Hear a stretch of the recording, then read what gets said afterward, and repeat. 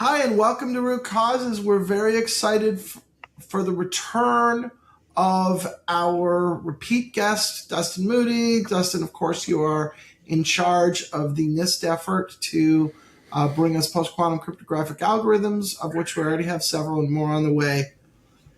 There have been a few big announcements recently that are important that we would like you to comment on. There have been some big news items. And the one I think I'll start with is, as opposed to when all of this effort began, there is now a lot of momentum and thinking around the structure of a Merkle Tree certificate and a Merkle Tree structure. This isn't something that was envisioned in the early days of the contest. Something that really came when the winners were announced and that they introduced a problem. Does NIST have a viewpoint and a position on Merkle trees, and what is it? Yeah, so Merkle trees are very interesting. As you are, giving the background here, the PQC signatures that were selected have a little bit larger, key sizes and signature sizes than we're used to, and that's created some challenges when putting them into various protocols or use cases. And that's the case here with certificates. And so this is an approach used to try and get around that problem. Merkle trees have been studied in cryptography for a long time. We understand how they work. They're very easy to analyze. Google's famously, they came out recently and said they are planning to employ this technique to deal with things. At NIST, we haven't really taken a position yet. We have our eye on what's going on. We're participating in the conversation. We may at some point put out some guidance on it, but at this point, we really haven't taken a position. So I don't want to speak out and comment when we haven't decided to do so yet on Merkle trees. Yeah, Dustin, if you don't mind me, I'll just kind of talk through, the actual cryptography that's involved at a very, very high level. And I think what's been discussed, we had Boss Westerbaum on recently talking about this. I think we're dealing with MLDSA 44, probably signing the root of the tree. Mm-hmm. And then, of course, the certificate, if we want to call it that, is really an expression of the hashing path off the tree. And so I think it's pretty smart in the sense that it absolutely has that strong signature that only has to be used the once per tree, and hashes themselves being a pretty quantum resilient primitive. And so that combination just seems smart. But this is the kind of high level kind of comment that I'd love to hear from you. Is that, am I fooling myself to think that that's not a good combination?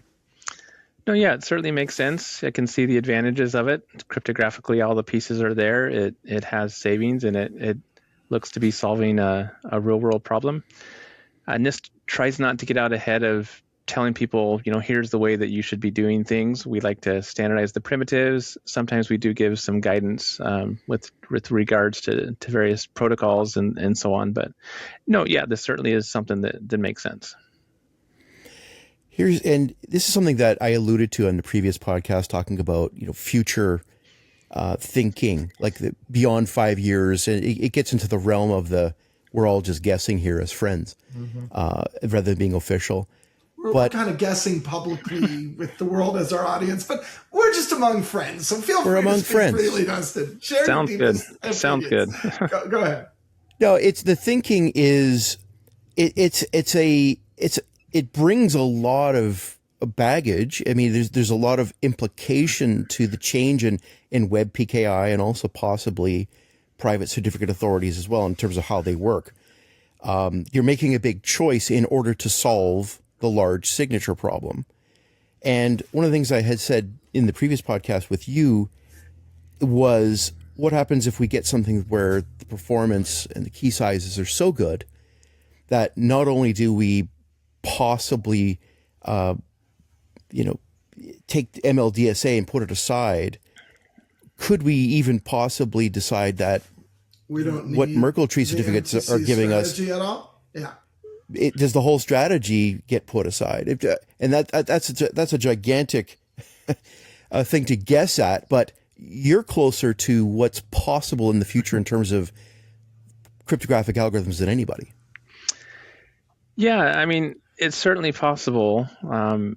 You do have to weigh it against the fact of, like we've discussed, that if you're going to do transition to Merkle trees and have to do the pain of transitioning off, that's a huge organizational cost that you really want to avoid.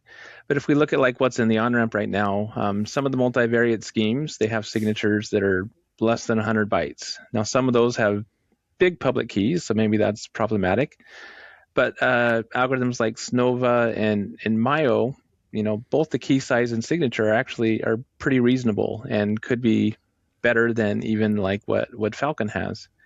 There's some cryptanalysis that's gone on, so we still want to make sure that we get confidence in those algorithms before we would ever standardize them. SkiSign we talked about before. It also is an algorithm that has signature sizes that are quite small. And there have been some research papers that also are proposing ideas where they could be small enough that it could be beneficial to do that. We're not at that point. They've got to be studied and evaluated and standardized to see if we could ever consider that. But I would say it's in the realm of possibility that it could happen. Wow, the future sounds interesting, Tim. The future sounds interesting, and I think we're going to want to return to the topic of the future. So, Dustin, hopefully we can get you to join us for another episode. And a little teaser, I want to talk about 2029. Yeah. But for now, this is Root Causes.